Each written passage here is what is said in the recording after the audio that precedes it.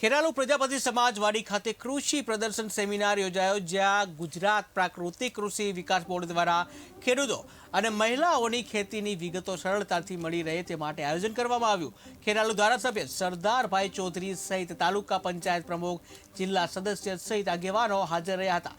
દીપ પ્રાગટ્ય બાદ મહેમાનોનું સ્વાગત કરવામાં આવ્યું હતું, જ્યાં દેશી ગાય આધારિત પ્રાકૃતિક ખેતી સહિત મહેસાણા જિલ્લાની કુલ 608 ગ્રામ પંચાયત દીઠ 75 ખેડૂતો પ્રાકૃતિક ખેતી સાથે જોડાય તેવો ટાર્ગેટ છે।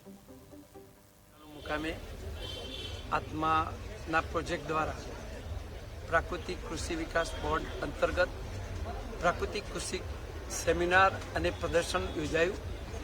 પ્રાકૃતિક કૃષિથી ખાસ કરીને આજે જે કેન્સર, હાર્ટ એટેક, કિડની જેવી અસાધ્ય રોગો ફેલાઈ રહ્યા છે, તો પ્રાકૃતિક ખેતીના માધ્યમથી આ બધી જ સારવાર લઈ શકીએ છીએ અને બચી શકીએ છીએ।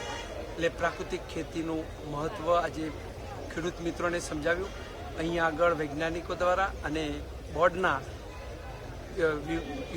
અધિકારી દ્વારા આ પશુપાલકોને અને ખેડૂતોને પ્રાકૃતિક ખેતી વિશે સારું માર્ગદર્શન મળશે અને જે પ્રદર્શન રાખ્યું છે એમના દ્વારા એ જોઈ શકશે તો એમની આવકમાં પણ વધારો થશે અને ખર્ચ ઘટશે। એ માટે અહીંથી એમને માર્ગદર્શન મળે અને અહીંયા આજે હાજર રહી બધા જ ખેડૂતો અને પશુપાલકોને મેં